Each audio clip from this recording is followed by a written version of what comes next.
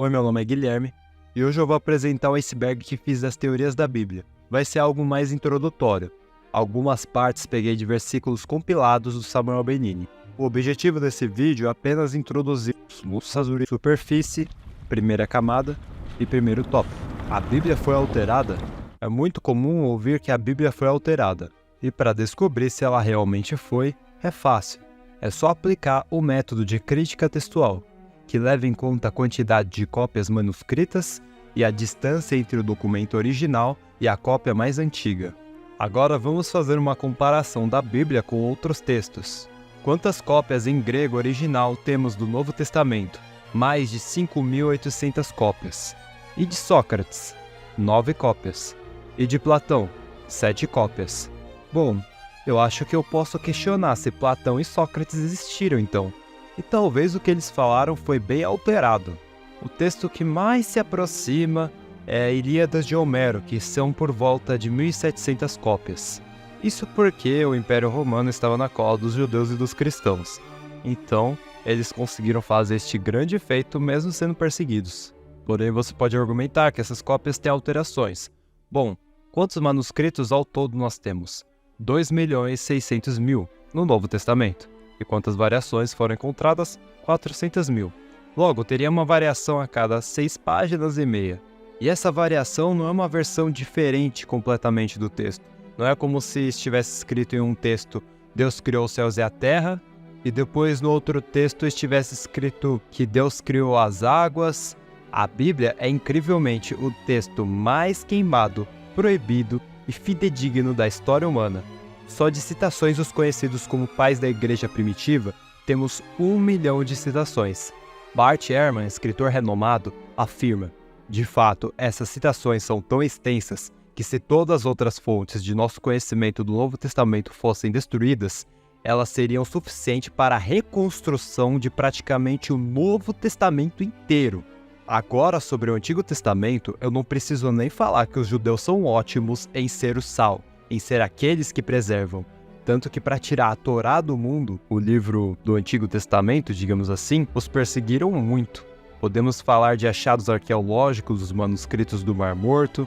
E como que você vai acabar com esse texto, sendo que tem pessoas que no idioma original, hebraico, competem para ver quem decora mais? Temos várias dispersões de judeus. A diáspora babilônica por volta de 586 a.C., isso ocorreu quando o reino de Judá foi conquistado pelos babilônios e uma parte significativa da população judaica foi levada para o exílio da Babilônia, onde permaneceram por várias décadas. Durante esse período e depois, os judeus mantiveram a tradição da Torá e das tribos. Adivinha? Mesmo texto? Antes da destruição do Templo de Salomão, temos os judeus que foram para a Etiópia, e no final do século XX, especialmente nas décadas de 1970 e 1980, houve um movimento significativo de migração desses judeus etíopes para Israel. O mesmo ocorreu com os judeus que foram para o Afeganistão, que eram guerreiros que Alexandre o Grande recrutou, os do Uzbequistão e Índia, que foram para lá pelo comércio na Rota da Seda, sem falar que ainda temos o Tanakh, ou o Targum, que é uma versão aramaico da Bíblia hebraica, ou seja, se você quiser ir na raiz da Bíblia, você pode aprender hebraico e ler a Torá, ou então você pode aprender aramaico e grego para ler o Novo Testamento, e você verá que o que está escrito ali é o que está escrito em nossa tradução. A diferença é que você consegue extrair mais do contexto se você souber os costumes e outras coisas que eu vou falar nesse iceberg. Cabala, Gemátria, Pardês, Hermenêutica. Quem não conhece o assunto pode achar que é maligno, no entanto, escuta aí com calma. Eu coloquei várias coisas nesse tópico e o que eu vou falar é sobre a interpretação da Bíblia. Gemátria é um método hermenêutico de análise de palavras bíblicas somente em hebraico, que é conhecido também como numerologia judaica. Você pode pensar que não há cabala na Bíblia, e interpretá-la dessa forma seria algo pagão. Agora me responda a este versículo.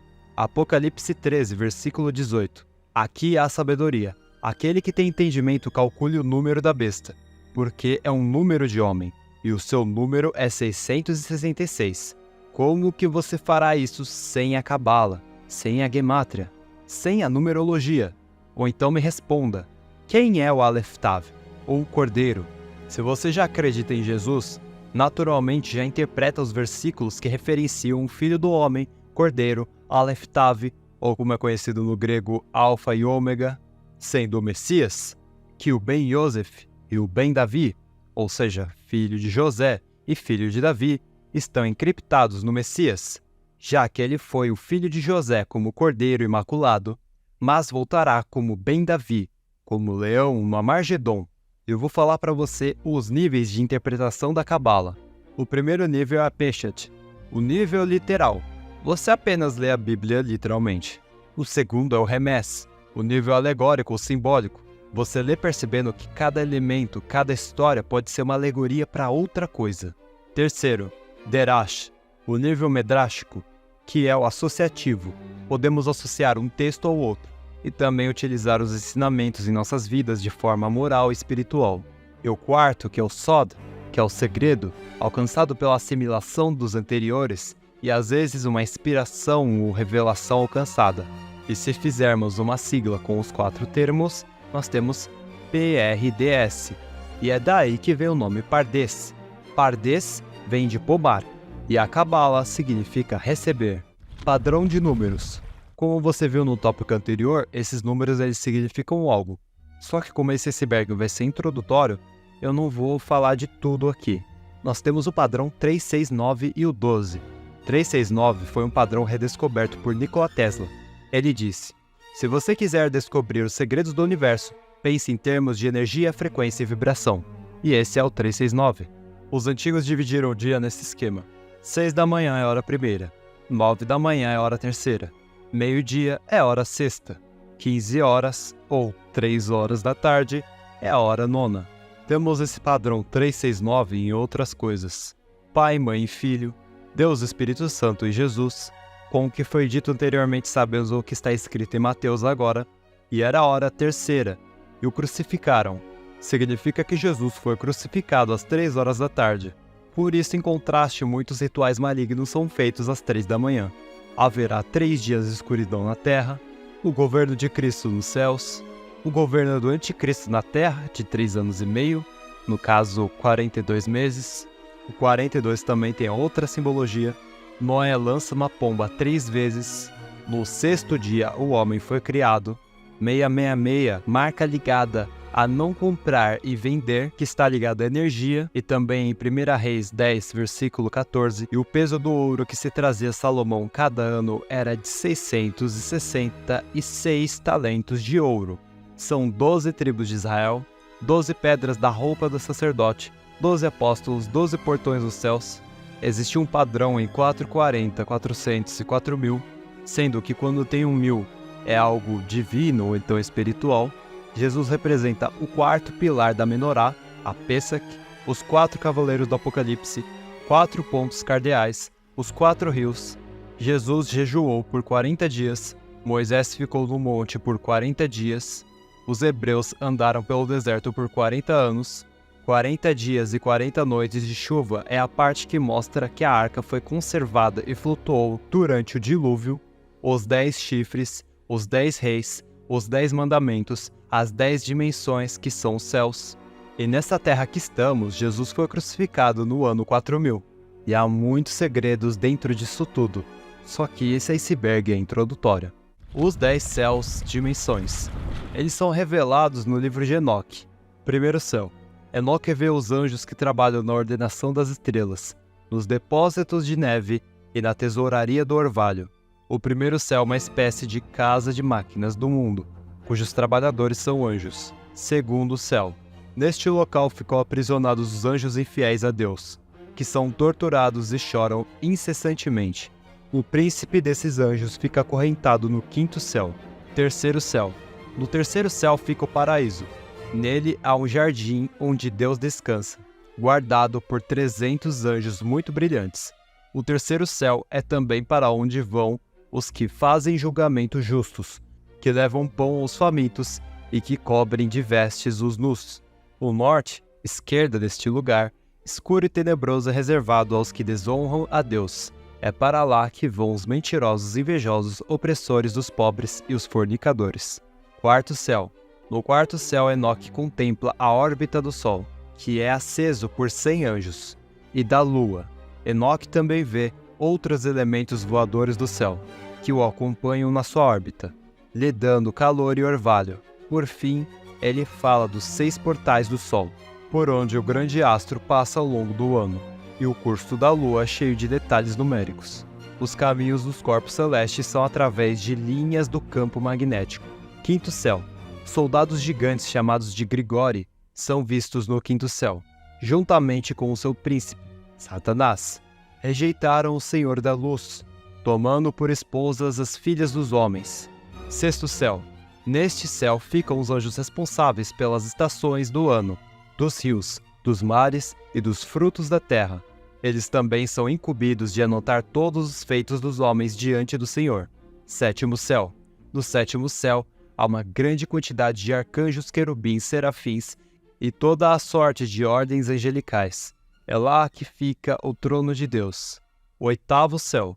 Ele é o que muda as estações, a seca, a umidade e os 12 signos do zodíaco que estão acima do sétimo céu. Nono céu. Onde estão as casas celestes dos 12 signos do zodíaco, que na verdade são as tribos celestiais. Décimo céu. É lá que a face do Senhor pode ser contemplada, descrita como sendo semelhante ao ferro que arde no fogo e que emite faíscas e queima. Esse trecho em resumo dos céus eu peguei do Telegram do Cosmologia Bíblica, do Edinardo Sabino. Cada céu é uma dimensão, e cada anjo tem autoridade para ir até uma determinada parte. É como se cada anjo tivesse um setor, e é por isso que Enoque vai com um anjo, depois ele vai com outro anjo até determinada parte, porque os céus eles são muito mais organizados. Apocalipse 21, versículos de 1 a 2. E eu vi um novo céu e uma nova terra, porque já o primeiro céu e a primeira terra passaram, e o mar já não existe. E eu, João, vi a santa cidade, a nova Jerusalém, que de Deus descia do céu, adereçada como uma esposa ataviada para o seu marido. Águas rasas, Néfilim, anjos caídos, aliens, deuses e deuses egípcios e de outras culturas e espíritos.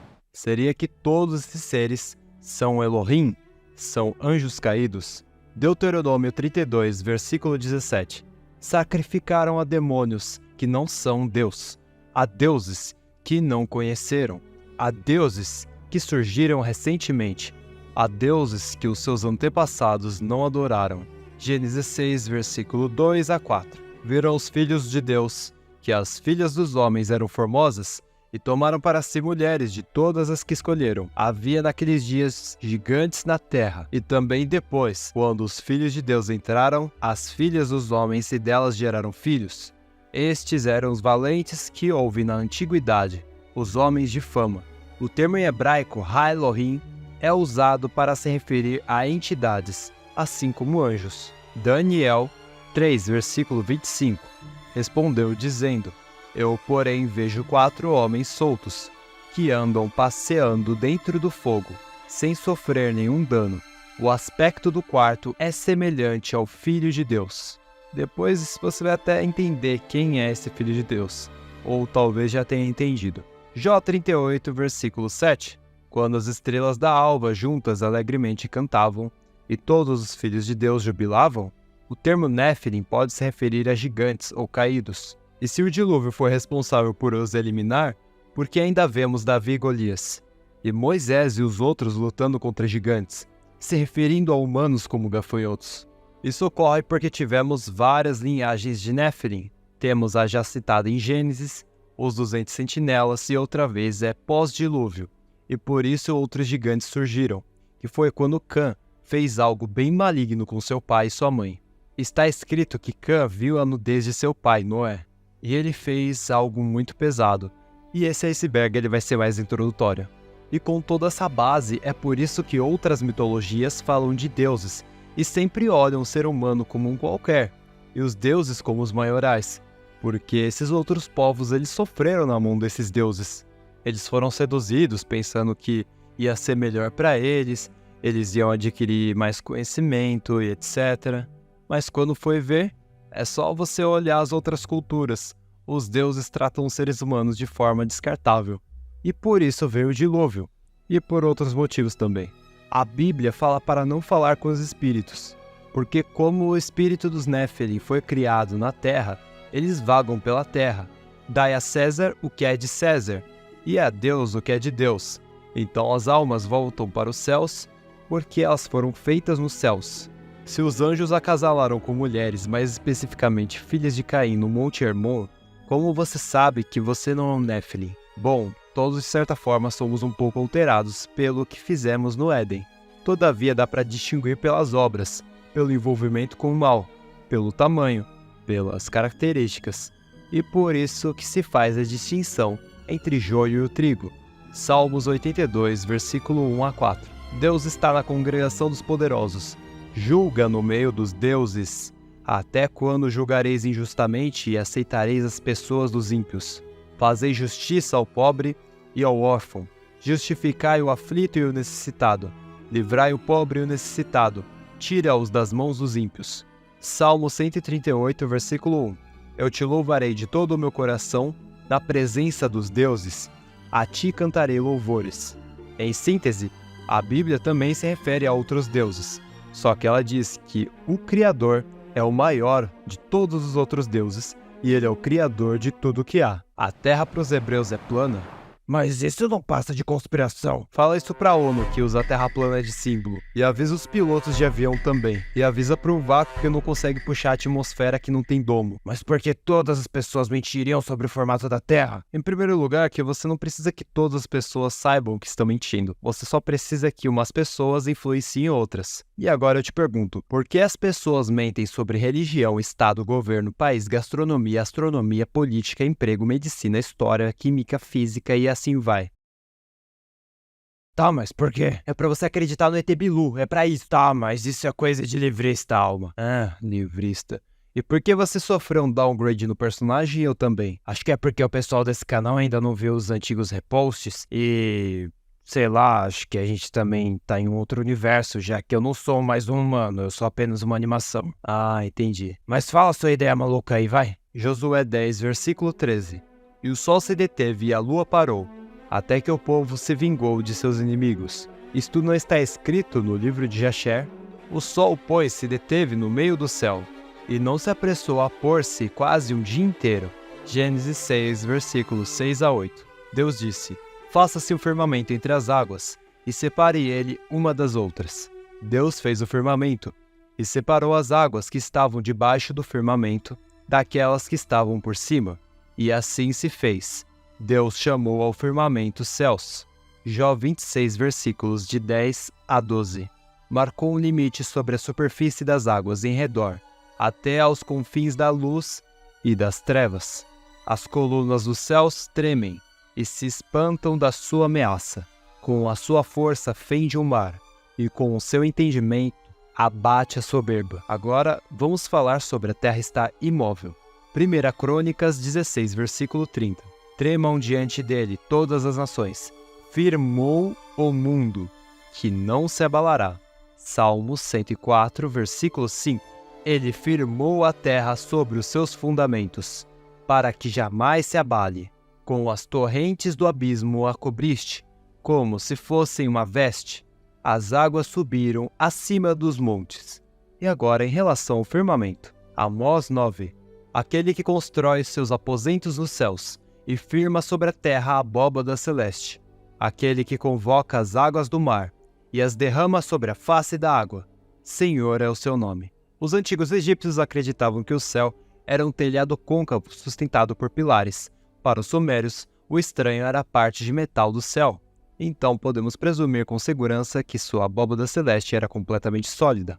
Em Homero, o céu é um hemisfério de metal que cobre uma terra circular, plana e semelhante a um disco, cercada por água.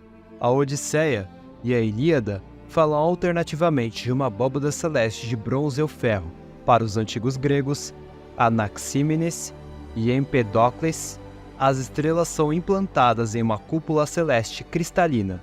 Em Gênesis 1, versículo 17, as estrelas são colocadas, implantadas, ligadas ao firmamento. Na mitologia celta, o crânio de Deus Pai é a cúpula do céu, o que ecoa a ideia ariana de que o céu evoluiu da cabeça do homem cósmico Puros, Ra.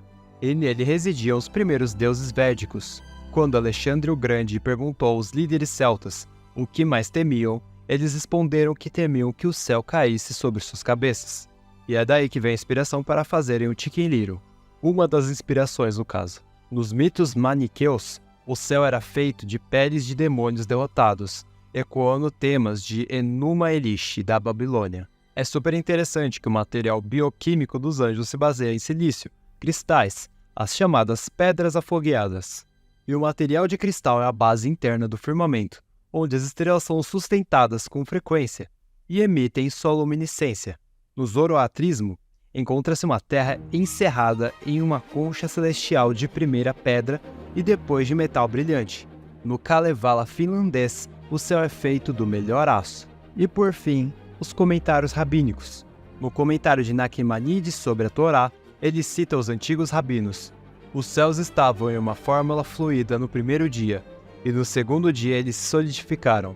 E segundo Simeon ben Zemah Duran, até onde posso averiguar, a ideia de uma terra esférica não entrou no pensamento judaico até a Idade Média. Com tudo isso, podemos fazer a mesma pergunta do início. Se todas as sociedades antigas dizem que a Terra é plana, e os egípcios claramente tinham mais tecnologia, visto que não conseguimos com a tecnologia de hoje fazer as pirâmides, ou sequer explorar o oceano por completo, então por que todos eles estariam mentindo? E nós certos? Demiurgo, Deus do Antigo Testamento malvado? As pessoas que acreditam nas teorias se baseiam nas ordenanças de Deus perante o extermínio dos cananeus. 1 Samuel 15, versículos 2 a 3. Deus comandou a Saul e aos israelitas. Assim diz o Senhor dos Exércitos: castigarei Amaleque pelo que fez a Israel, ter se oposto a Israel no caminho, quando este subia do Egito. Vai, pois, agora e fere Amaleque, e destrói totalmente a tudo o que tiver, e nada lhe poupes. Porém, matarás homem e mulher, meninos e crianças de peito, bois e ovelhas, camelos e jumentos. Deus ordenou coisas semelhantes quando os israelitas estavam invadindo a terra prometida. Deuteronômio 2, versículo 34, no 3:6, do 20, de 16 a 18 também. Os cananeus, filisteus e os que foram ordenados a serem mortos vêm de Cã, e Cã acabou gerando Néfilim, ou seja, não são humanos. São humanos com anjos. Saul eliminou quase todos, deixando apenas o rei. E apenas 2 décadas mais tarde havia amalequita suficiente para levar Davi e a família de seus homens em cativeiro. Isso é constatado em 1 Samuel 30, versículo 1 a 2. E o que é Demiurgo? É onde começou a origem dessa ideia. Na filosofia platônica, o Demiurgo é retratado como um ser divino responsável por criar o universo físico a partir das ideias, ou formas eternas. No diálogo Timeu, de Platão, o Demiurgo é o artífice, ou criador do cosmos, agindo como mediador entre o mundo das ideias perfeitas, ou formas, e o mundo material. Ele molda a matéria primordial, dando forma e ordem ao universo. Como eu já disse, isso é utilizado para falar que o Deus do Antigo Testamento é do mal, e o do Novo Testamento é do bem, e pelo que você viu até aqui, já tem base para entender que não. Afinal, no Sermão da Montanha, Jesus disse: eu não vim abolir a lei e os profetas. O Antigo Testamento é uma antiga aliança, e o Novo Testamento é uma aliança renovada. E a diferença dessa aliança renovada é que agora a circuncisão é moral, no coração, e não necessita mais de sacrifícios por conta do Cordeiro de Deus, que é Jesus. Pré-existência. Esse conceito é diferente de predestinação. A predestinação é um dos temas dos ensinamentos de Agostinho de Hipona e de João Calvino, algo que Deus já determinou que vai acontecer, mas não significa que Deus é cruel ou seletivo. Pode ser interpretada como presciência, e também predestinação refere-se à crença de que certos eventos ou destino das pessoas são previamente determinados por uma força divina, como descrito na Bíblia, e ela é um conceito falho, e não é bíblico. Romanos 2, versículos 11 a 13. Porque para com Deus não há acepção de pessoas, porque todos os que sem lei pecaram, sem lei também perecerão, e todos os que sob a lei pecaram, pela lei serão julgados, porque os que ouvem a lei não são justos diante de Deus, mas os que praticam a lei hão de ser justificados. Visto que até Satanás tentou a Jesus no deserto, significa que Jesus poderia ter falhado, mas não falhou. Pré-existência é os seres humanos que existem hoje, eles já existiram nos céus, mas o ser humano seria um anjo menor. Jó 8, versículo 9. Porque somos de ontem, e nada sabemos, porquanto nossos dias sobre a terra são como a sombra. Eclesiastes 1, versículo 11. Ninguém se lembra dos que viveram na antiguidade. Não há recordação do que aconteceu no passado, e mesmo o que ainda vier a ocorrer, de significativo não será lembrado por todos os que vierem depois disso. Mas seria o mesmo que reencarnação? Não. Reencarnação diz que você fica voltando aqui em corpos diferentes, até se tornar alguém melhor. Mas assim como a teoria da evolução, se formos ver na realidade, as pessoas ficam cada vez piores. Ou seja, não há uma evolução, e sim um decaimento. Sem falar que ainda tem o karma, que diz que se você for uma pessoa má, você nasce com uma espécie de nerf, uma desvantagem nessa terra. Isso quer dizer que a reencarnação é impossível? Talvez não seja impossível para os anjos caídos. Porém, nesse iceberg eu não vou abordar isso. Filipenses 3, versículo 20 a 21. Mas a nossa cidade está nos céus, de onde também esperamos o Salvador, o Senhor Jesus Cristo, que transformará o nosso corpo abatido para ser conforme o seu corpo glorioso, segundo o seu eficaz poder de sujeitar também a si todas as coisas. Esse corpo abatido é o corpo que nós temos hoje, e o corpo glorioso é o corpo de anjo. Atos 17, versículo 30. Mas Deus, não tendo em conta os tempos da ignorância, anuncia agora a todos os homens, e em todo lugar, que se arrependam. O tempo de ignorância é agora. Jeremias 1, versículo 5.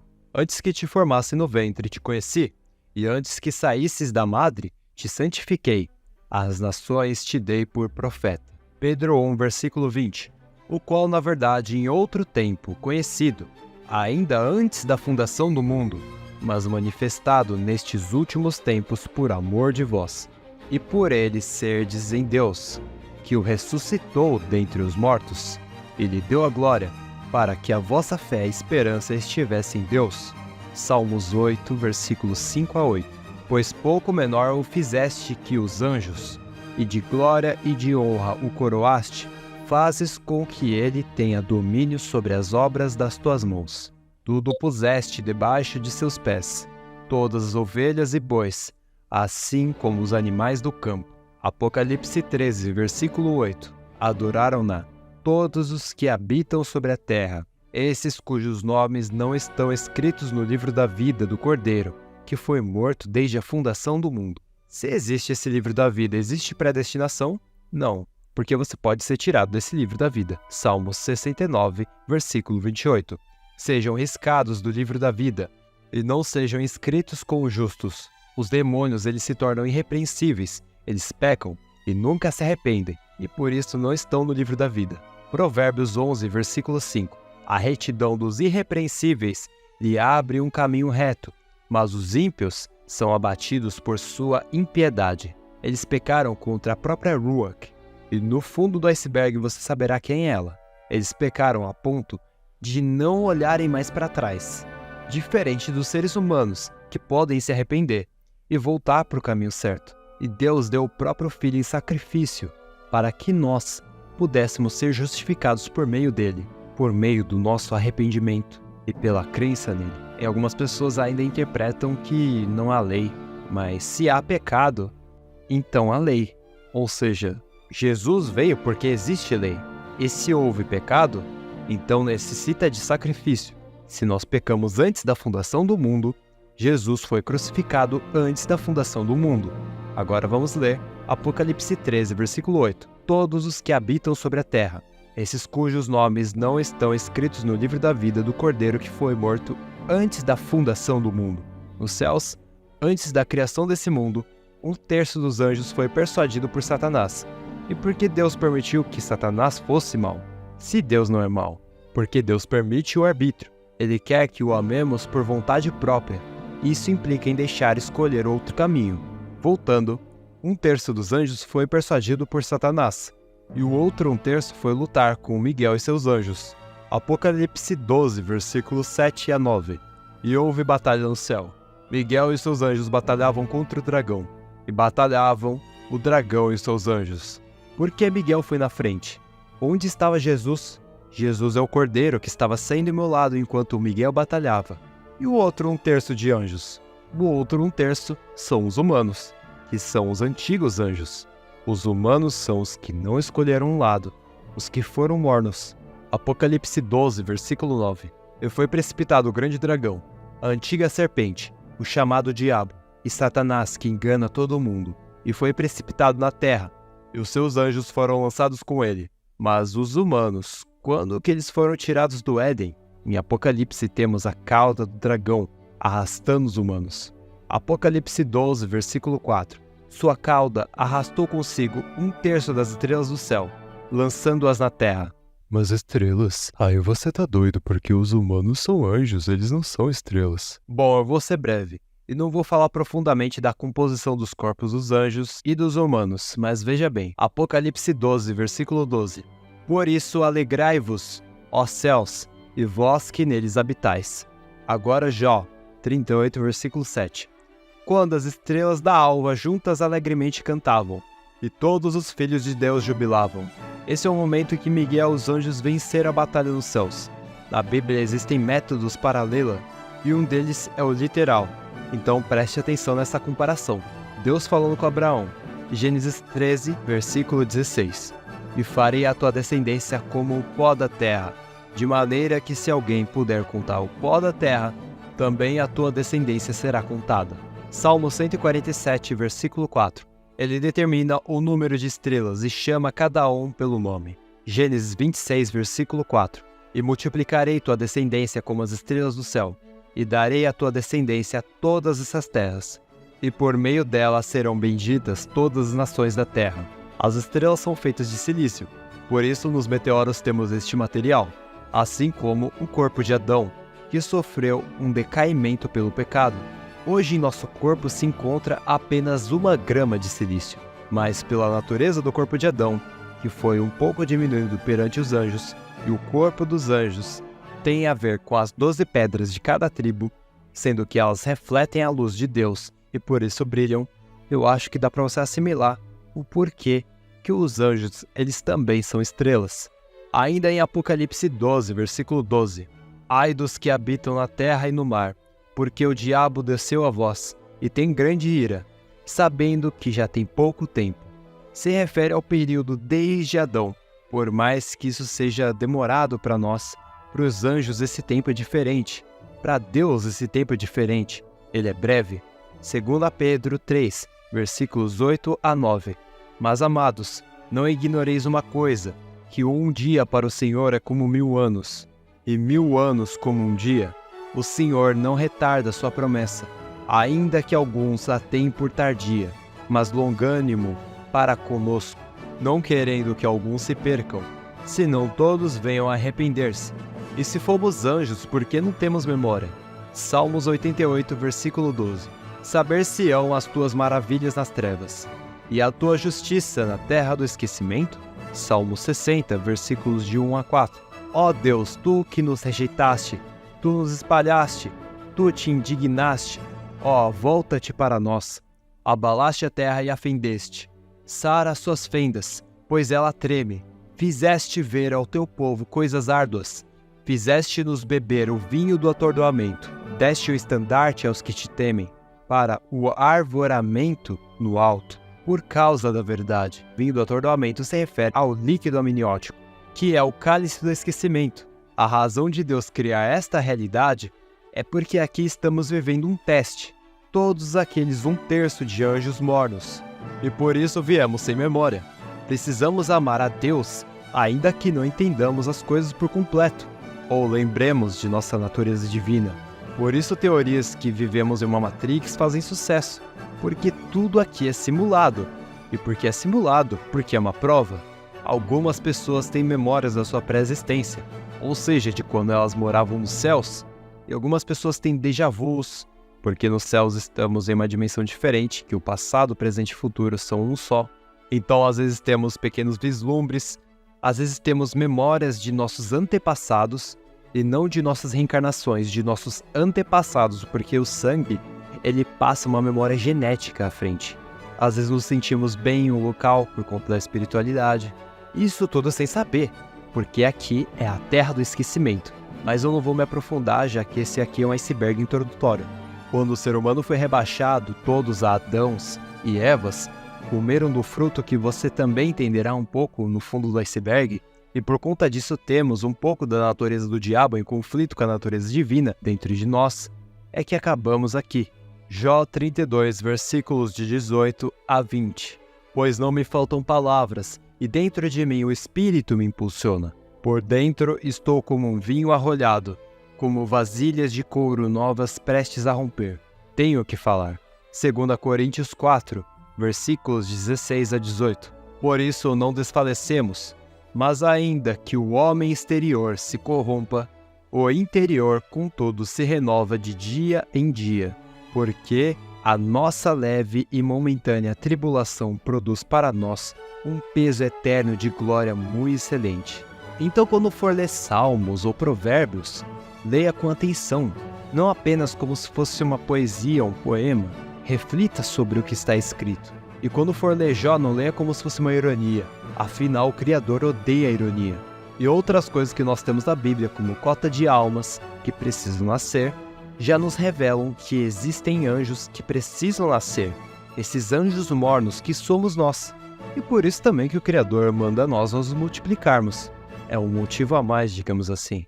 E por isso se fala que precisa esperar que o joio e o trigo cresçam, para que se faça a distinção. Caso queira ajudar o canal com alguma quantia em dinheiro, aqui está nosso Pix. Muito obrigado.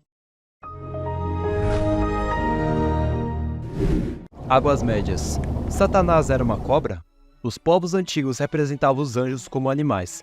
No caso, serpente vem de serafim, que é um anjo. Além disso, um anjo poderia assumir a forma de um determinado animal. Nahash, em hebraico, significa serpente.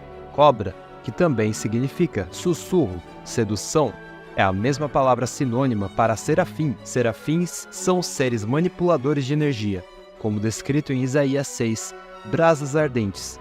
Hitspah, pedra ou carvão incandescente, carvão e brasa, procede da palavra Hetzep, pedra quente, pedra ou carvão em brasa, chama, relâmpago e também faísca. Apocalipse 12, versículo 9.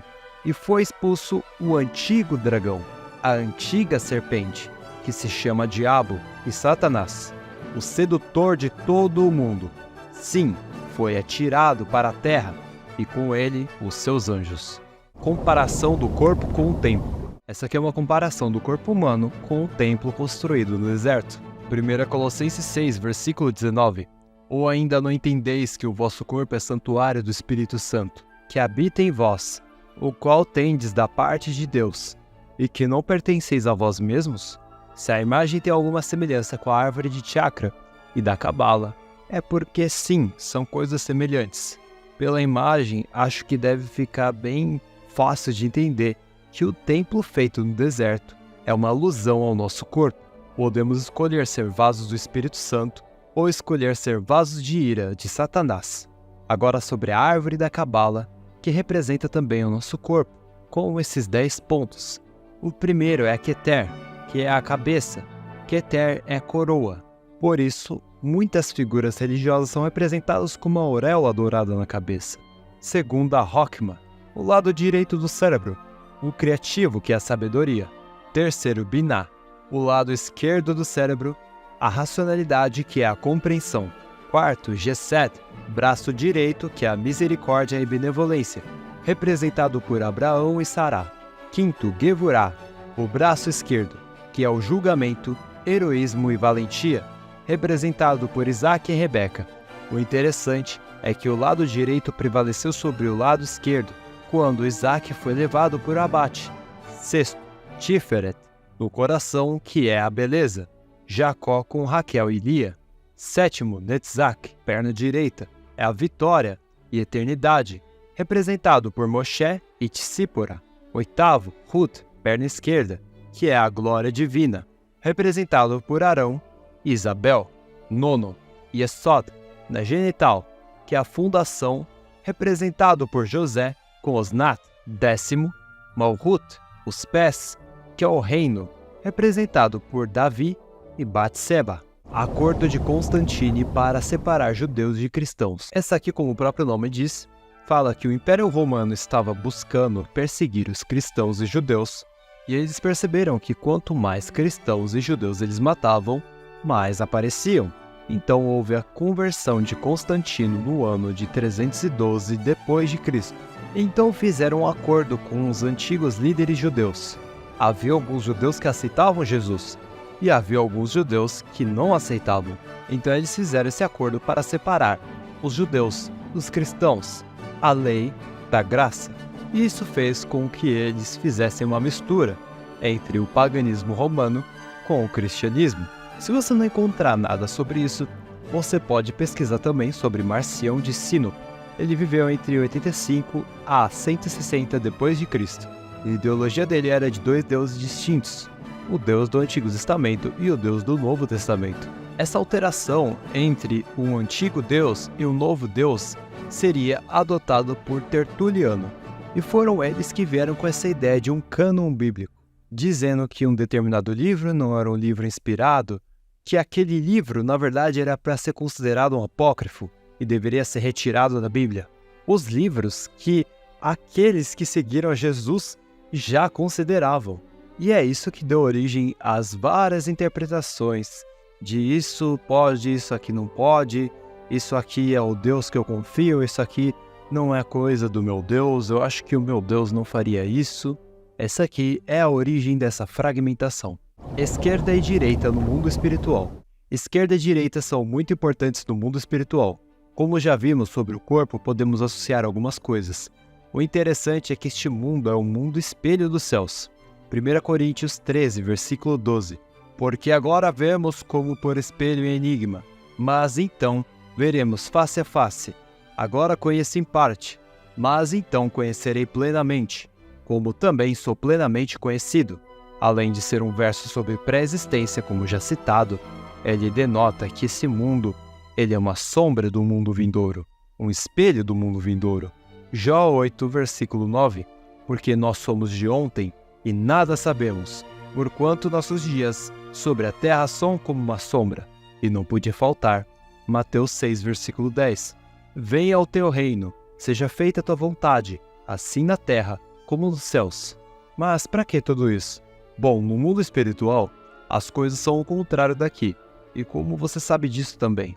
Lucas 22, versículos de 24 a 30. E houve também entre eles contenda, sobre o qual deles parecia ser o maior. E ele lhes disse: os reis dos gentios dominam sobre eles, e os que têm autoridade sobre eles são chamados benfeitores. Mas não sereis vós assim, antes o maior entre vós seja o menor, e quem governa como quem serve, pois qual é maior, quem está à mesa ou quem serve? Porventura não é quem está à mesa? Eu, porém, entre vós sou como aquele que serve, e vós sois os que tendes padecido comigo nas minhas tentações.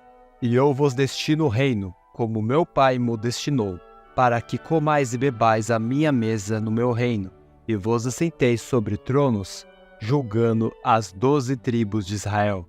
Interessante, né, que aquilo lá que a gente falou sobre literalidade, e Jesus falou aqui, entre vós sou como aquele que serve, ou seja, uma comparação que, na verdade, um dos métodos da Cabala é a literalidade. Então, só aquele como serve, na verdade, é que ele serve a gente. Agora perceba que os destros utilizam em sua maioria o hemisfério esquerdo do cérebro, e os canhotos usam o hemisfério direito. E o que significa? Que essa realidade é um espelho. Ou seja, o destro, na verdade, era para usar o lado direito, e o canhoto usar o lado esquerdo. Mas, como o nosso espírito lá nos céus, ele tem uma determinada preferência para usar determinado braço, isso se reflete em nós. Ao contrário, a mente segue como nós somos os céus. Assim como águas de cima e águas de baixo, o reflexo, a sombra. E o que eu quero dizer é que os destros daqui são os canhotos dos céus, e vice-versa. Porém, qual seria a importância de esquerda e direita nos céus? Colossenses 3, versículo 1. Uma vez que vocês ressuscitaram para uma nova vida com Cristo, mantenham os olhos fixos nas realidades do alto, onde Cristo está sentado no lugar de honra, à direita de Deus. Bom, já sabemos com o templo do corpo, ou corpo do templo, que o lado esquerdo é o lado do julgamento, e o lado direito é o da misericórdia. E não use preconceitos para entender errado.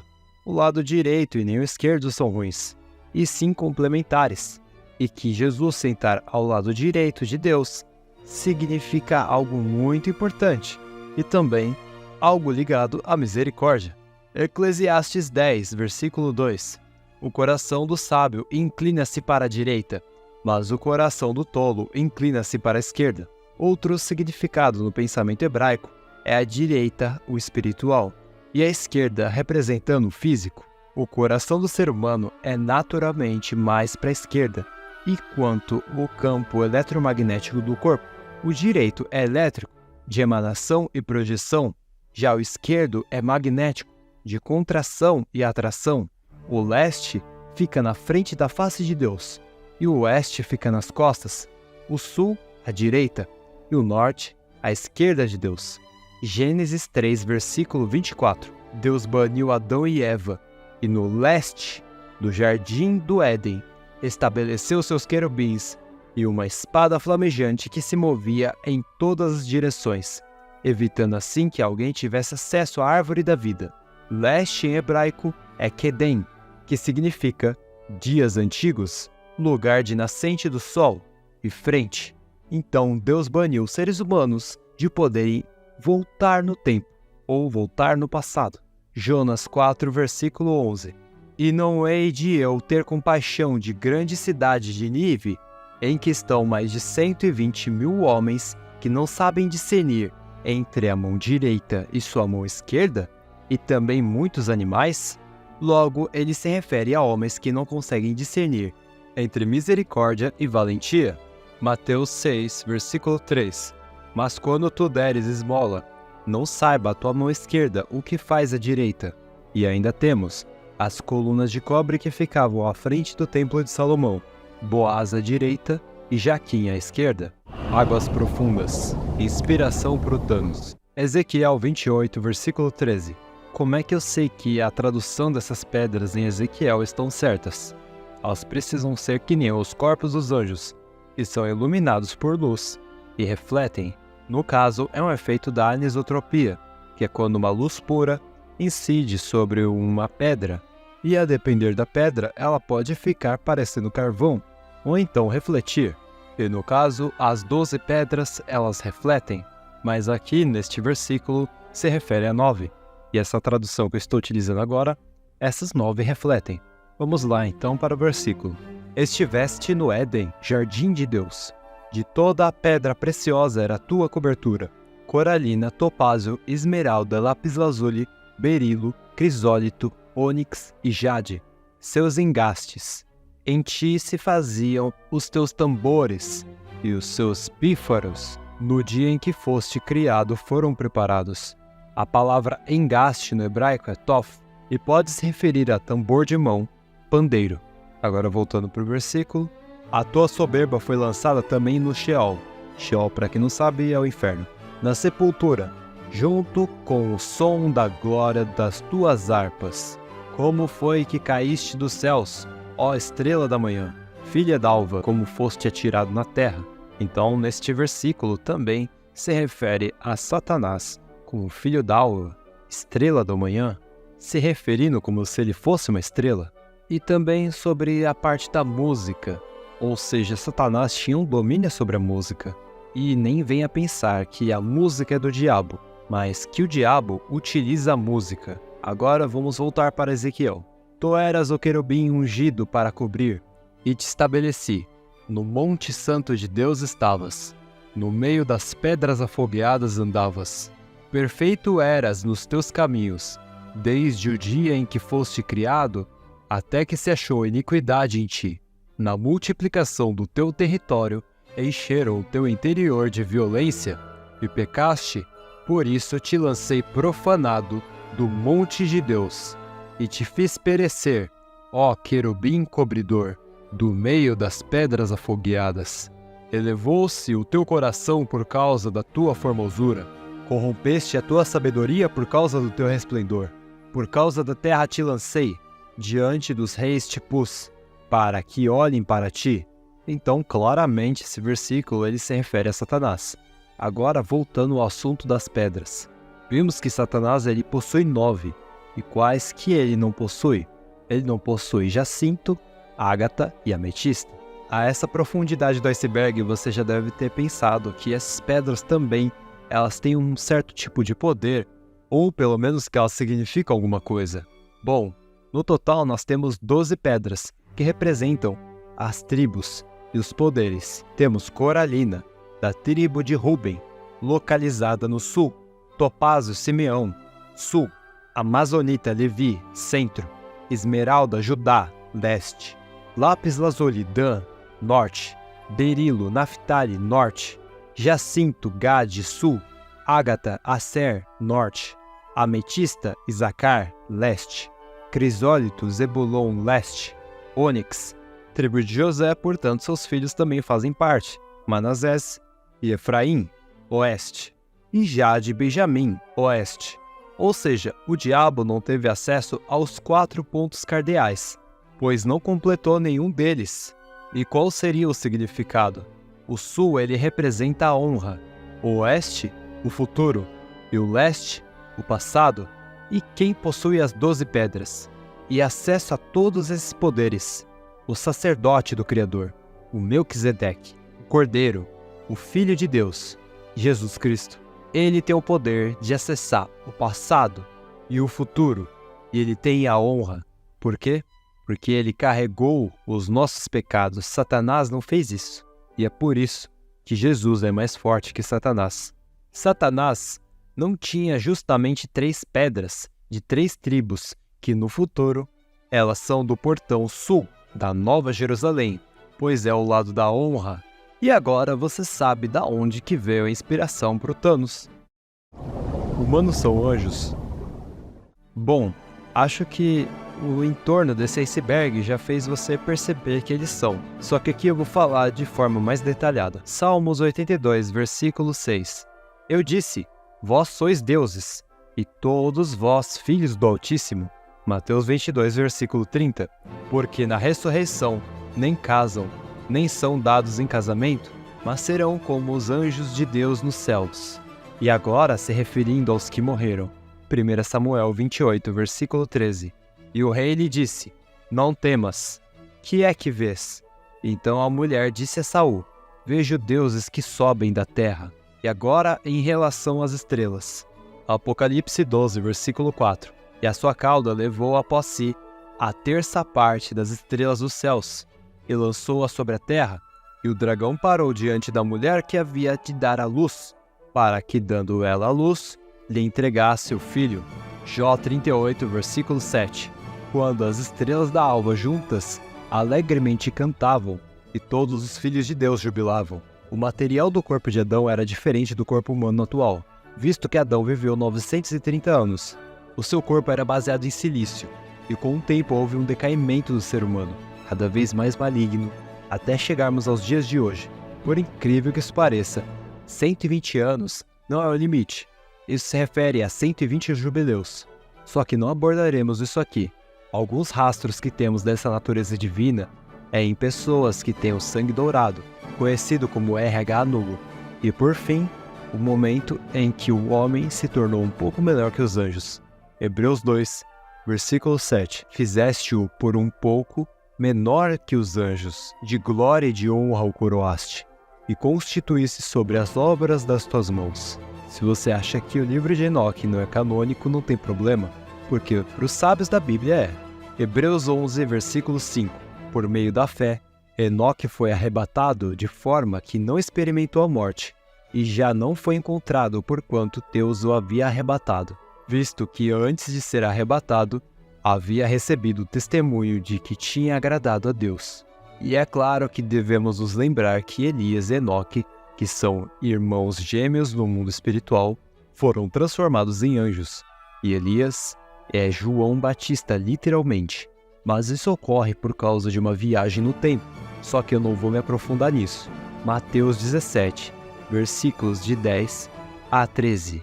Mas os discípulos o interrogaram: por que dizem, pois, os escribas ser necessário que Elias venha primeiro?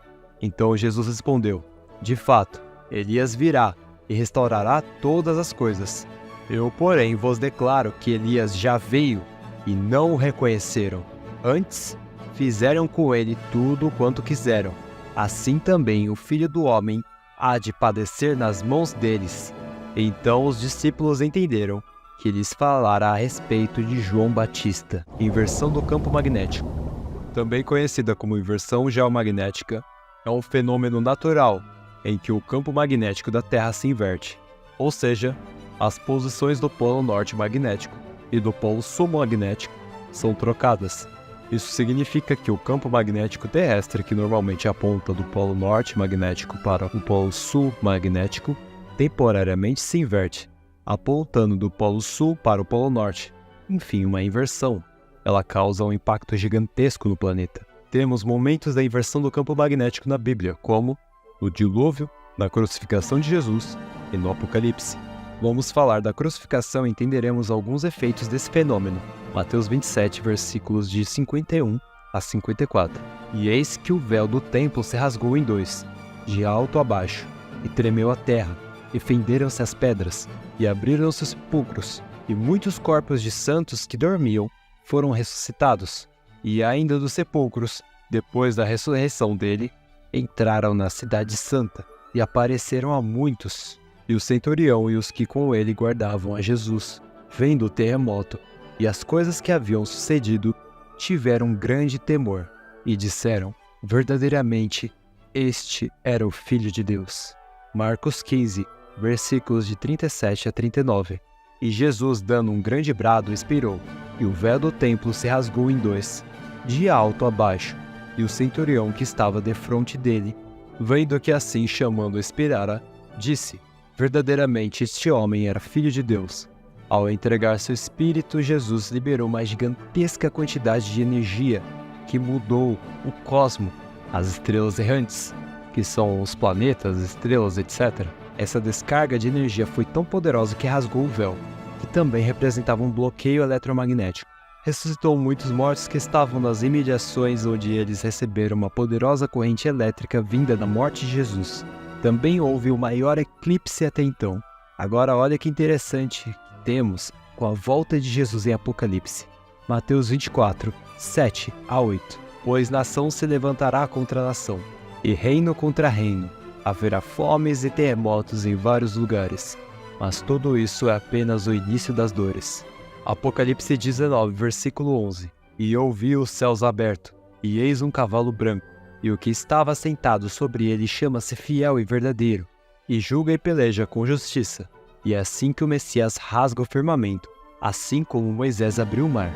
E este aqui é outro assunto que demanda uma alta complexidade, mas que aqui está sendo apenas apresentado. Nome verdadeiro de Deus: Yahweh ou Yahweh. Existem alguns debates falando sobre o nome do Criador. Alguns dizem ser Yahweh e outros dizem ser Yahweh. Em primeiro lugar, vamos saber de onde que saiu esses nomes. O DNA é composto por 4 tipos de bases nitrogenadas: adenina, A, guanina, G, citosina, C e timina, T. Elas têm a seguinte quantidade de átomos de carbono: adenina, 5 átomos de carbono; timina, 6 átomos de carbono; citosina, 5 átomos de carbono; guanina, 10 átomos de carbono. As letras hebraicas correspondem a um número de acordo com a numerologia judaica. Por exemplo, Aleph é a primeira letra do alfabeto, que pode significar princípio, porém, também corresponde ao número 1. Pegando a sequência anterior, temos 10, 5, 6, 5. Em hebraico, 10, 5, 6, 5 são representados pelas letras Yud, Rei, Vav, Rei, o tetagrama sagrado que corresponde ao nome do Criador. Isso nos demonstra que a assinatura de Deus está em nosso DNA. Este tetagrama está presente no nome de vários profetas. Claro, o nome deles é em hebraico, então fica um pouco difícil de perceber hoje em dia.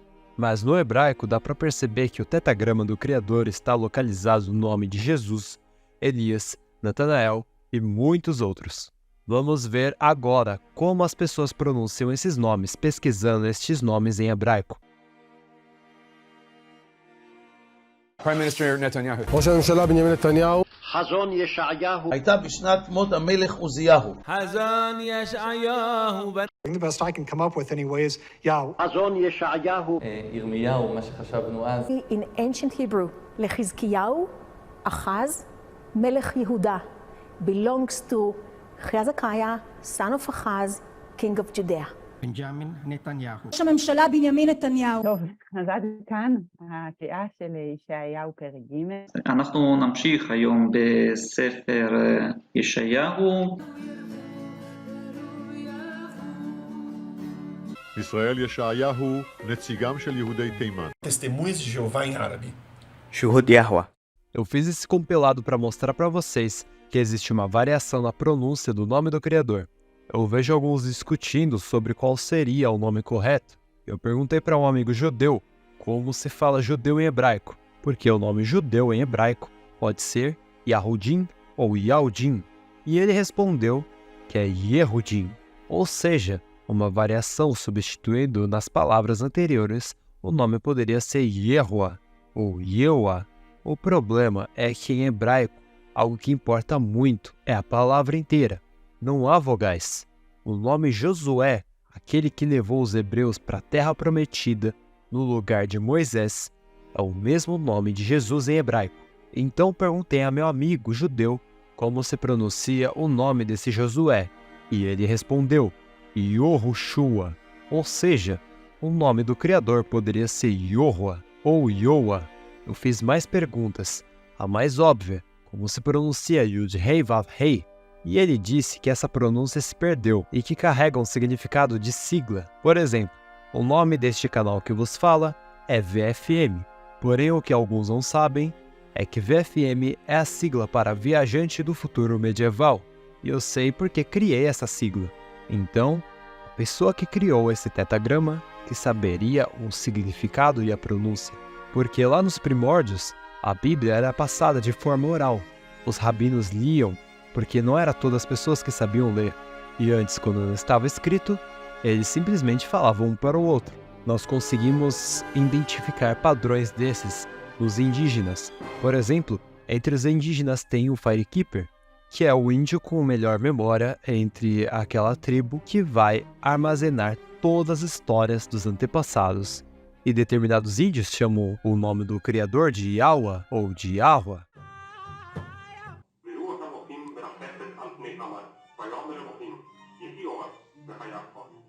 Então, tudo isso eu sei que ainda não foi uma resposta satisfatória. Apesar do compilado, vi muitas pessoas em Israel pronunciando Netanyahu, Isaías e Yeshayahu. E o Iê também tem um ponto a favor. Temos os testemunhas de Jeová, e em francês, Je suis significa eu sou, ou seja, Jesus significa eu sou, assim como o significado do nome original, porque o que significa o nome do Criador? Quando o Criador foi falar com Moisés, eu sou o que sou.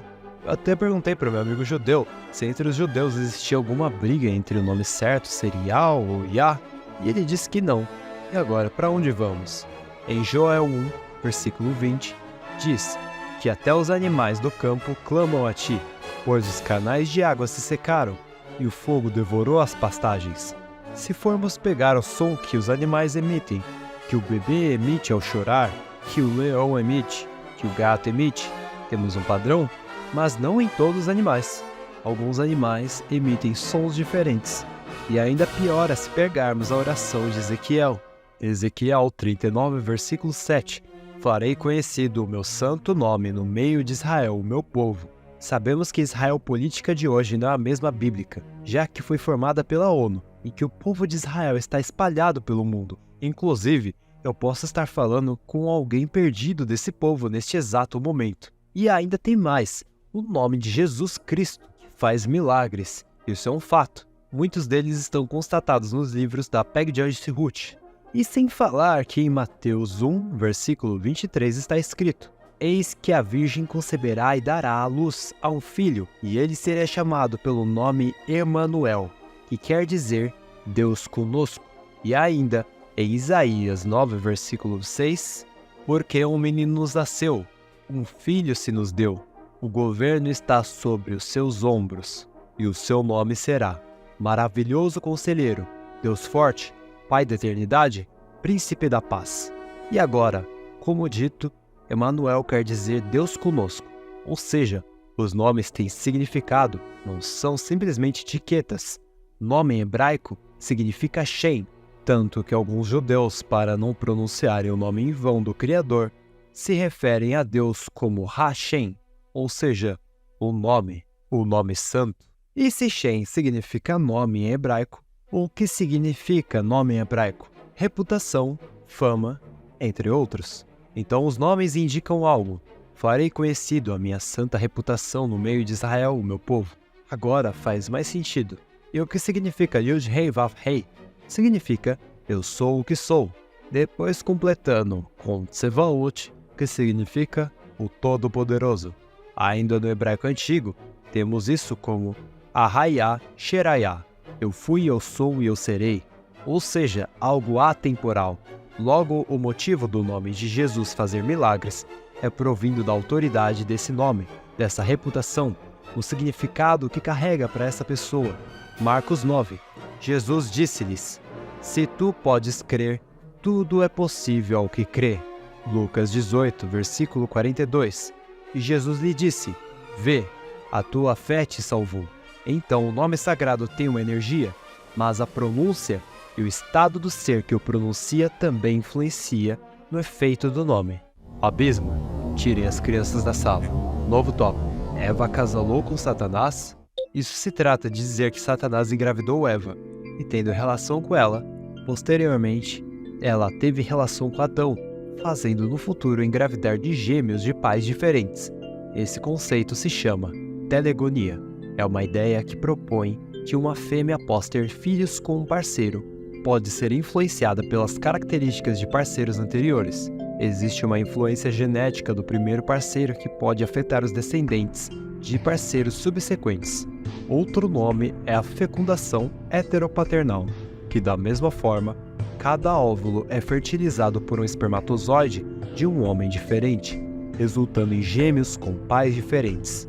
Microquimerismo é um fenômeno onde células geneticamente distintas são encontradas em um organismo quando as células de um feto, durante a gravidez, ou de um parceiro, por exemplo, através da transfusão sanguínea ou troca celular durante a gestação, permanecem no corpo da mãe ou do receptor.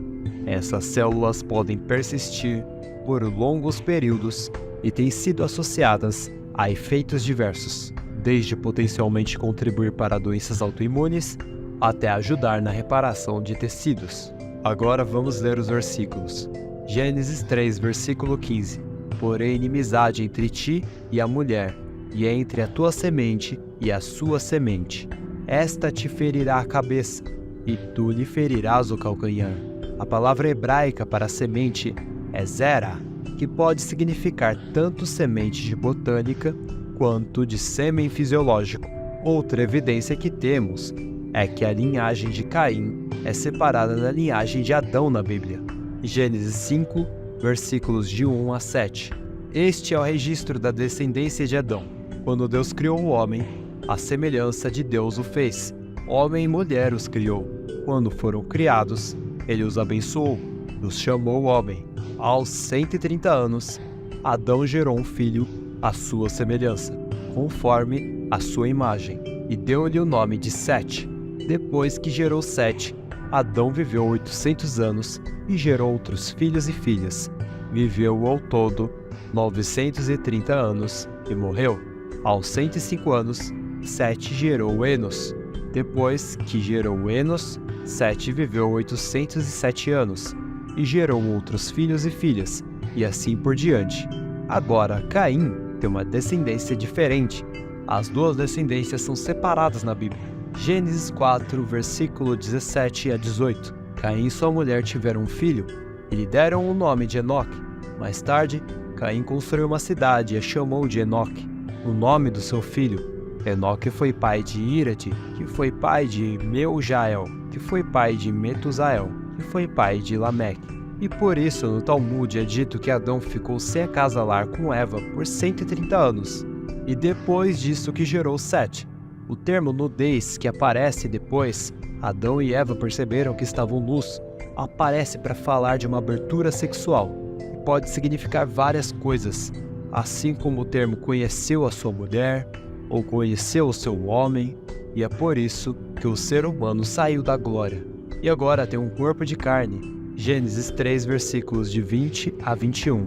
E chamou Adão o nome de sua mulher Eva, porquanto era a mãe de todos os viventes.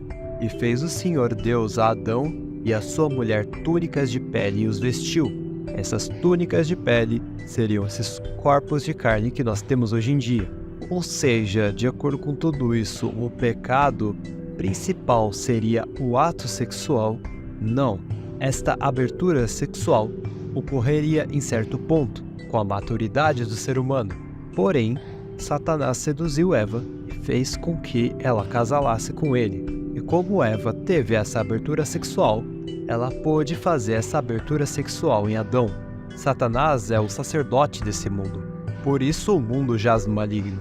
Como ele era um sacerdote, ele administrava energia e podia dizer quando os seres poderiam comer da árvore do fruto do conhecimento do bem e do mal, fazendo assim os anjos se multiplicarem, e quando não. O problema é que Satanás se viciou nessa energia, e por ser um pecado sexual, é por isso que em Gênesis 3, versículo 16, nós temos: E a mulher disse, multiplicarei grandemente a tua dor, e a tua conceição, com dor darás à luz filhos. O teu desejo será para o teu marido, e ele te dominará.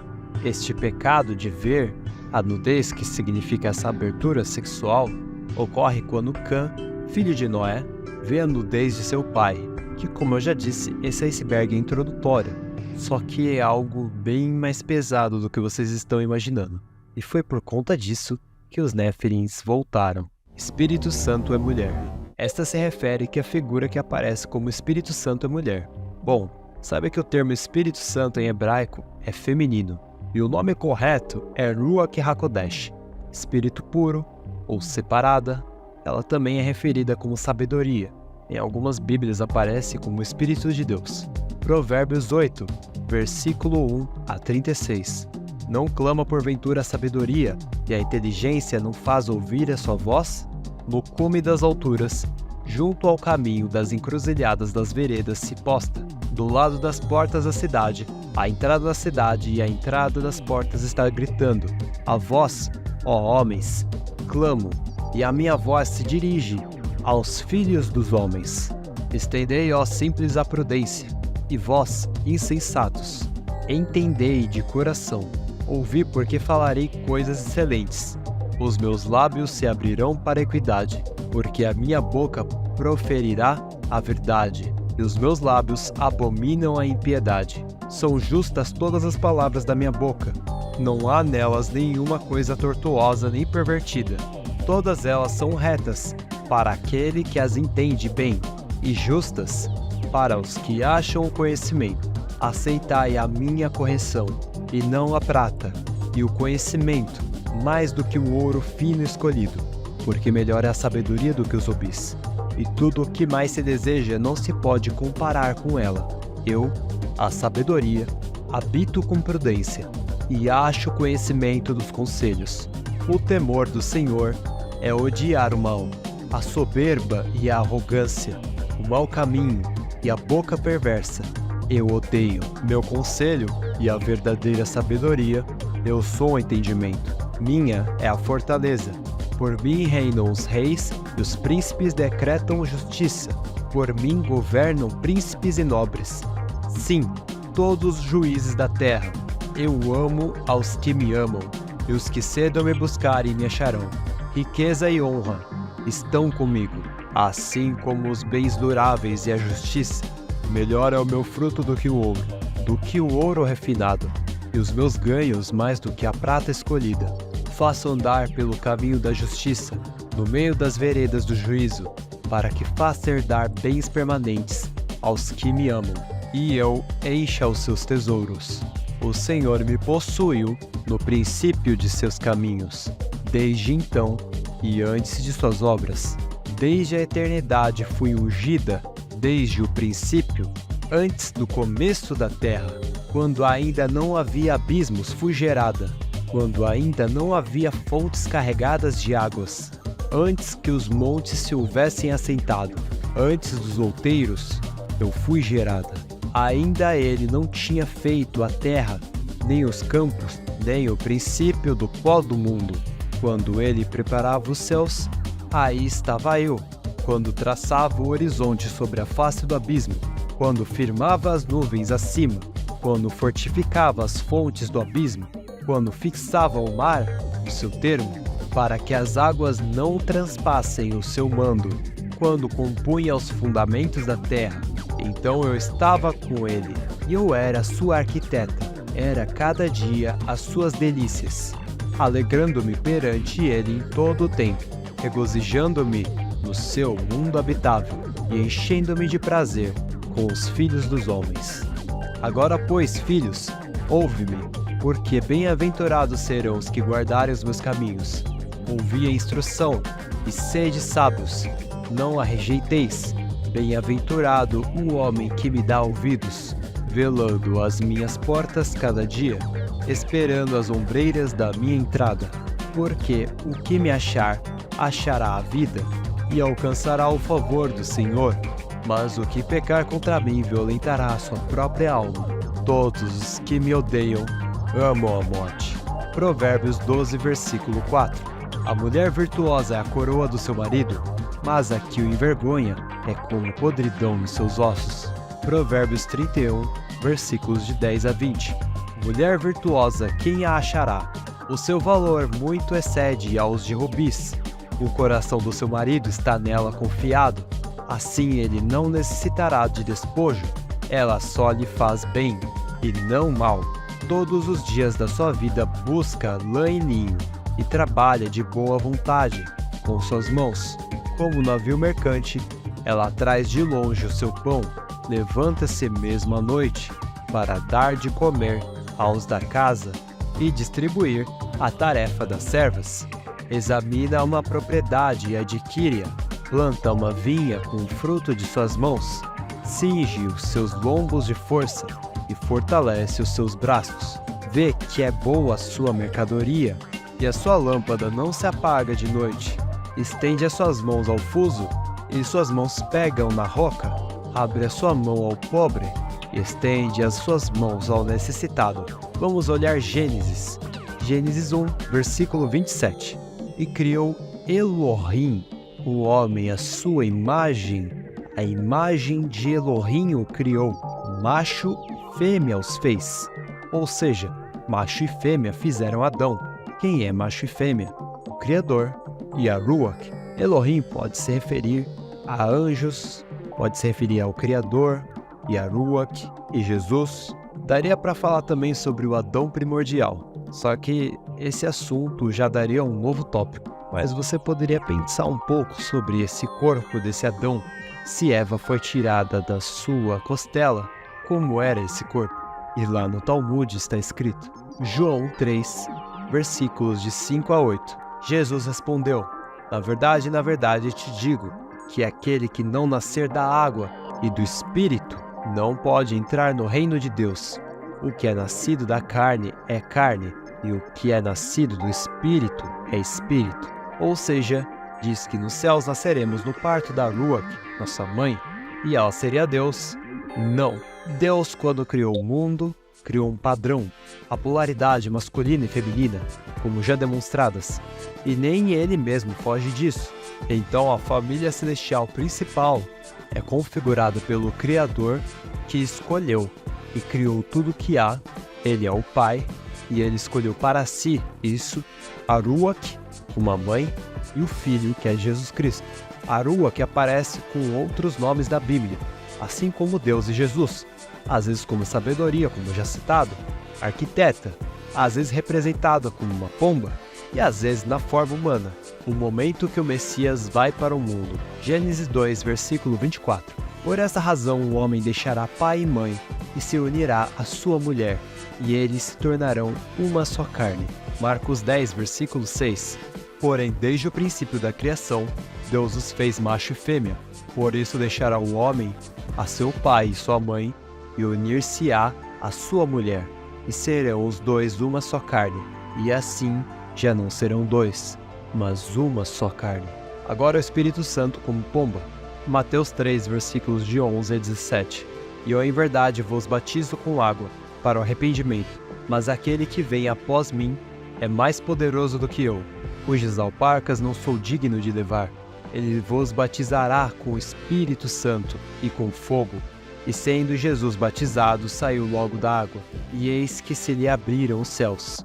E viu o Espírito de Deus descendo como pomba e vindo sobre ele. E eis que uma voz dos céus dizia: Este é o meu Filho amado, em quem me comprazo. O interessante é que Jesus, por ser o Filho de Deus e da Ruach, ele herda os títulos dos dois e algumas características. Gênesis 1, versículo de 1 a 2. No princípio Deus criou os céus e a terra era sem forma e vazia, e havia trevas sobre o abismo, e o Espírito de Deus se movia sobre a face das águas. Agora me diz, quem estava andando sobre a face das águas? E além de quem estava andando sobre a face das águas, quem é o outro que consegue andar sobre a face das águas? E isso diz muita coisa, inclusive diz sobre o próximo tópico. Agora vamos para Mateus 12, versículo 31. Portanto, eu vos digo, todo pecado e blasfêmia se perdoará aos homens, mas a blasfêmia contra o Espírito não será perdoada aos homens. Pode parecer meio infantil a este ponto, mas já percebeu os garotos quando eles são pequenos e dizem: podem falar de mim, mas não falem da minha mãe. Seria mais ou menos isso.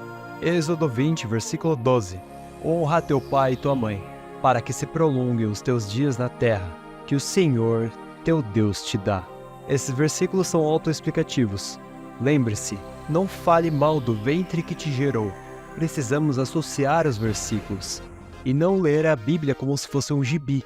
Jesus, viajante do tempo. Este tópico fala das viagens no tempo de Jesus. Acho que a mais óbvia é com Moisés e Elias. Mateus 17, versículos de 1 a 3. 6 dias depois, tomou Jesus consigo a Pedro e a Tiago e a João, seu irmão, e os conduziu em particular a um alto monte, e transfigurou-se diante deles. E o seu rosto resplandeceu como o sol, e as suas vestes se tornaram brancas como a luz. E eis que lhes apareceram Moisés e Elias falando com ele. Alguns podem falar que na realidade eles eram hologramas. Agora me responda, como eles eram hologramas? Com esse versículo, Mateus 17, versículo 4. E Pedro, tomando a palavra, disse a Jesus: Senhor, bom é estarmos aqui. Se queres, façamos aqui 3 tabernáculos, um para ti, um para Moisés e um para Elias. Logo, se eles eram hologramas, por que eles precisariam de tabernáculo? Com todas essas partes do iceberg, você já deve ter percebido que os anjos são como os humanos. Eles podem acasalar, eles podem comer, assim como comeram com Abraão, e sim, eles comeram carne com leite. Tem gente que é doida a ponto de achar que eles esperaram digerir uma coisa para depois colocar outra e comê-la, porque não poderia misturar carne com leite, mas na verdade essa aí é uma ideia que veio dos homens, não é uma ideia da Bíblia. Infelizmente, o Santo Agostinho, ele chegou até a falar que os anjos não podem procriar, e eu queria saber como as pessoas imaginam o céu. Vocês imaginam que é só um lugar branco com vários anjos, aí os anjos eles simplesmente spawnam, aparecem do nada e ninguém faz nada, as pessoas só ficam voando por aí? Todo o sistema da Terra aqui de baixo é um reflexo da Terra de cima. A Terra de cima é muito mais complexa do que essa Terra. Então, como eu já mostrei nos versículos, tem nações, tem comércio, tem tudo que você pode imaginar nos céus. Inclusive, aquelas pirâmides que fizeram no Egito, tudo isso é porque os anjos caídos viram aquilo no céu, eles tinham aquela tecnologia e trouxeram para cá. Mas qual o problema então? O problema é que não era o tempo certo, tanto que você pode ver que o ser humano só faz cagada. Voltando ao assunto de viagem no tempo, vamos a versículos que Jesus fala que veio à Terra antes. João 8, versículo 58. Disse-lhes Jesus: em verdade vos digo, que antes que Abraão existisse, eu sou. Gênesis 22, versículos de 7 a 18. Então falou Isaque a Abraão, seu pai, e disse: Meu pai. E ele disse: Eis-me aqui, meu filho. E ele disse: Eis aqui o fogo e a lenha. Mas onde está o cordeiro para o holocausto? E disse Abraão: Deus proverá para si o cordeiro para o holocausto, meu filho. Assim caminharam ambos juntos, e chegaram ao lugar que Deus lhe dissera. E edificou Abraão ali um altar, e pôs em ordem a lenha, e amarrou a Isaque seu filho, e deitou sobre o altar em cima da lenha. E estendeu Abraão a sua mão, e tomou o cutelo para imolar o seu filho. Mas o anjo do Senhor lhe bradou desde os céus, e disse: Abraão, Abraão. E ele disse: Eis-me aqui. Então disse: Não estendas a tua mão sobre o moço, e não lhes faça nada, porquanto agora sei que temes a Deus, e não me negaste o teu filho, o teu único filho. Então levantou Abraão os seus olhos e olhou, e eis um carneiro detrás dele, travado pelos seus chifres no mato. E foi Abraão, e tomou o carneiro, e ofereceu-o em holocausto, em lugar de seu filho. E chamou Abraão o nome daquele lugar: O Senhor proverá, donde se diz, até o dia de hoje, no monte do Senhor se proverá. Então o anjo do Senhor bradou a Abraão pela segunda vez desde os céus, e disse: Por mim mesmo jurei, diz o Senhor, porquanto fizeste esta ação, e não me negaste o teu filho, o teu único filho, que deveras te abençoarei, e grandissimamente multiplicarei a tua descendência como as estrelas dos céus, e como a areia que está na praia do mar, e a tua descendência possuirá a porta dos seus inimigos, e em tua descendência serão benditas todas as nações da terra, porquanto obedeceste à minha voz. Então o anjo do Senhor que aparece para Abraão, o anjo filho do homem que aparece para Daniel, eles são Jesus. E por quê? Porque Jesus tem o controle sobre o tempo, porque ele tem as 12 pedras. E é interessante que o material das estrelas, o material da areia e o ser humano possuem silício. E para fechar com chave de ouro, Melquisedeque, que é Jesus. Alguns falam que ele é um cananeu, mas não é. É diferente você morar em um lugar e ser chamado disso, ou seja, por morar em Canaã, do que você ser um descendente dos cananeus. Hebreus 7, versículos de 1 a 4. Porque este Melquisedeque, que era rei de Salém, sacerdote do Deus Altíssimo, e que saiu ao encontro de Abraão, quando ele regressava da matança dos reis, e o abençoou, a quem também Abraão deu dízimo de tudo, e primeiramente é, por interpretação, rei da justiça, e depois também rei de Salém, que é rei de paz, sem pai, sem mãe, sem genealogia, não tendo princípio de dias, nem fim de vida, mas sendo feito semelhante ao Filho de Deus. Permanece sacerdote para sempre. Considerai, pois, quão grande era este, a quem até o patriarca Abraão deu os dízimos dos despojos. Isso te lembrou uma coisa, Aleftave, Filho de Deus, rei de Salém, sacerdote? Salmo 110, versículo 4. Jurou o Senhor, e não se arrependerá. Tu és um sacerdote eterno, segundo a ordem de Melquisedeque. Gênesis 14, versículos de 18 a 20. E Melquisedeque, rei de Salém, trouxe pão e vinho, e era este sacerdote do Deus Altíssimo, e abençoou, e disse: Bendito seja Abrão, pelo Deus Altíssimo, o possuidor dos céus e da terra, e bendito seja Deus Altíssimo, que entregou os teus inimigos nas tuas mãos. E Abrão deu-lhe o dízimo de tudo. Enfim, o rei e sacerdote, Jesus. Por que o mundo jaz o maligno? Porque o sacerdote do mundo era Satanás, e Deus não quebra nenhuma de suas regras.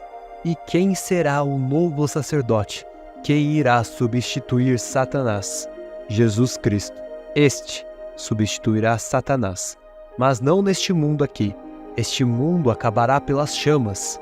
O abismo, o inferno, será aberto, e essa dimensão será misturada com a dimensão do inferno, e a terra voltará a ser sem forma e vazia, do jeito que o mundo anterior começou antes desse. Só que desta vez estaremos com o corpo glorificado e Jesus será o sacerdote. Queria deixar uma recomendação aqui, que o Ednardo Sabino, que é o dono do canal Cosmologia Bíblica, fez um livro chamado Cosmologia Bíblica, os maiores segredos da humanidade. Se você curtiu as informações desse vídeo, saiba que este livro ele também aborda estas informações, na minha opinião, de forma mais didática. Então fica a recomendação caso você queira se aprofundar nesses conhecimentos. Por muito tempo eu entendia o que João 16, versículo 32 dizia: Eis que chega a hora, e já se aproxima, em que vós sereis dispersos cada um para a sua parte, e me deixareis só. Mas não estou só, porque o Pai está comigo. Eu entendia que o mundo jaz no maligno, só que agora eu entendo João 16, versículo 33. E eu espero que vocês que tenham escutado todas as informações se lembrem disto. Tenho-vos dito isto, para que em mim tenhais paz. No mundo tereis aflições, mas tende bom ânimo. Eu venci o mundo. Jesus venceu o mundo. E eu espero que você tenha gostado desse iceberg. Se você gostou, não esquece de deixar seu like. Se inscreve no canal antes que a internet acabe. Se você gosta de vídeos longos, o meu canal tem muito desses vídeos. E eu vou estar deixando um vídeo aqui no final. Se você clicar nele, vai estar me ajudando muito. Obrigado por me ouvir. E que Deus lhe abençoe e abençoe sua família.